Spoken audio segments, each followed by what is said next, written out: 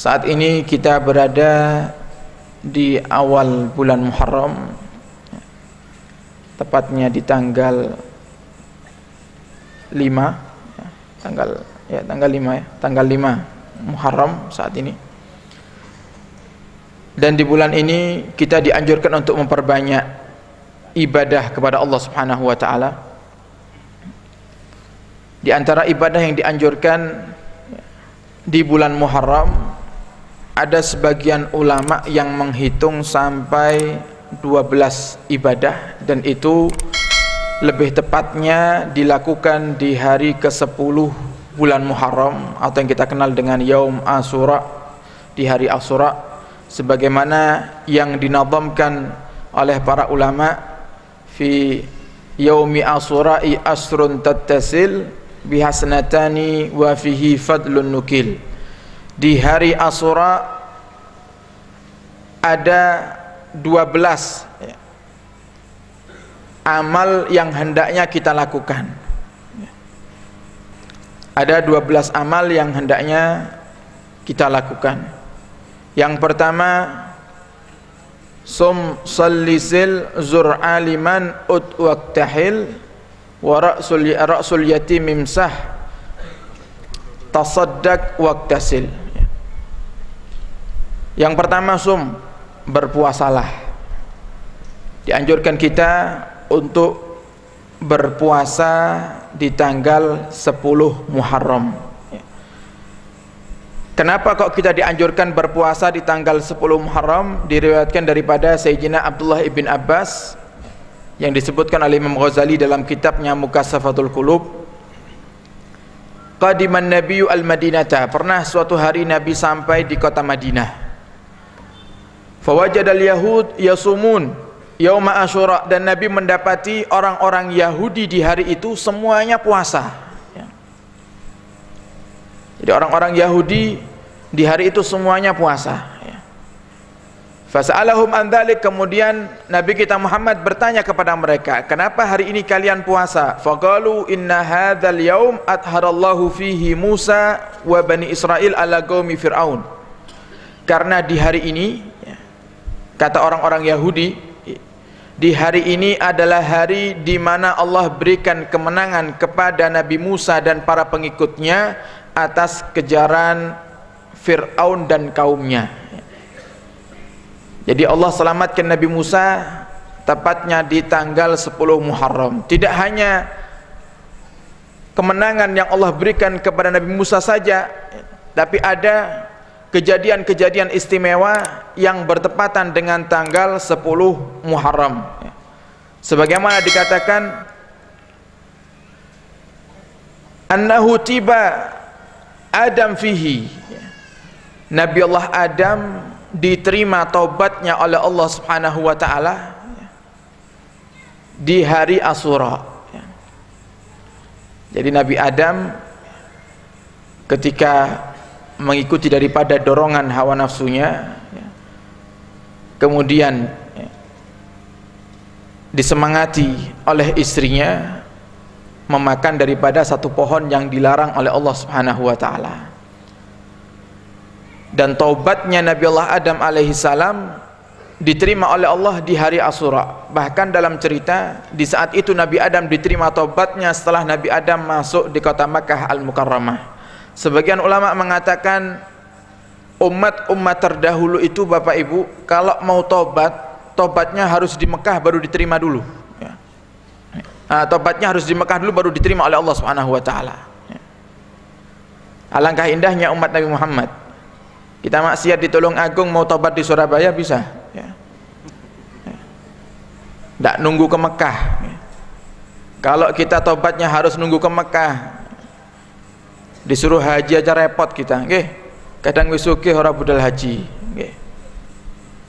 Biayanya besar sekali, kira-kira gimana itu? Tapi alangkah indahnya, makanya dikatakan syariatnya Nabi kita Muhammad ini afdalus syara'i, paling baiknya syariat, paling ringannya syariat.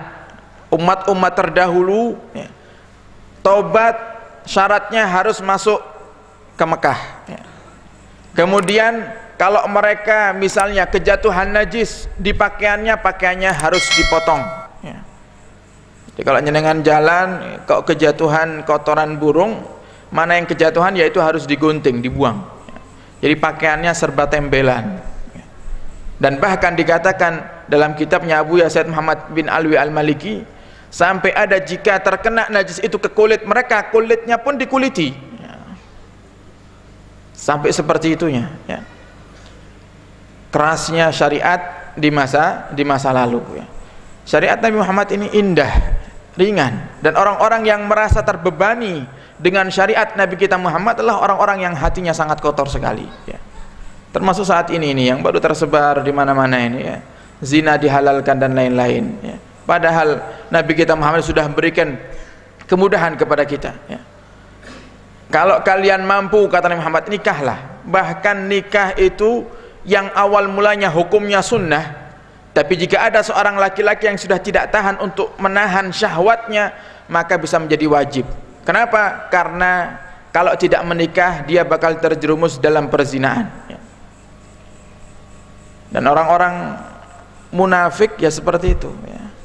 Sudah diberikan kemudahan, ingin mencari yang lainnya, merusak umat, ngatakannya ini solusi bagi umat ya.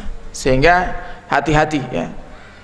Benar apa yang dikatakan Nabi kita Muhammad, akan bermunculan nanti di akhir zaman ya.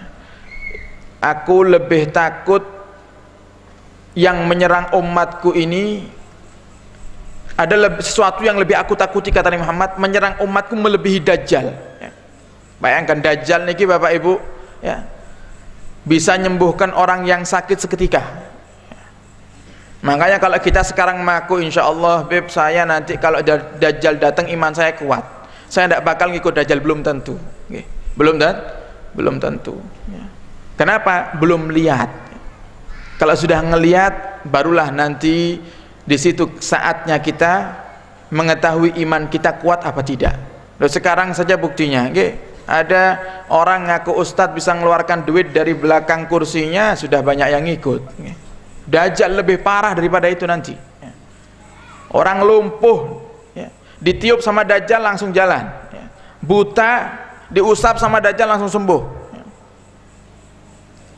Makanya fitnahnya Dajjal ini luar biasa. Oleh karena itu Nabi kita Muhammad selalu menganjurkan kita setelah kita baca tasyahud akhir ya, fil alamina innaka hamidum majid, hendaknya tidak langsung salam, kita baca doa Allahumma inni a'udzubika min adabil qabri wa min adabin nar wa min fitnatil masihid dajjal ya.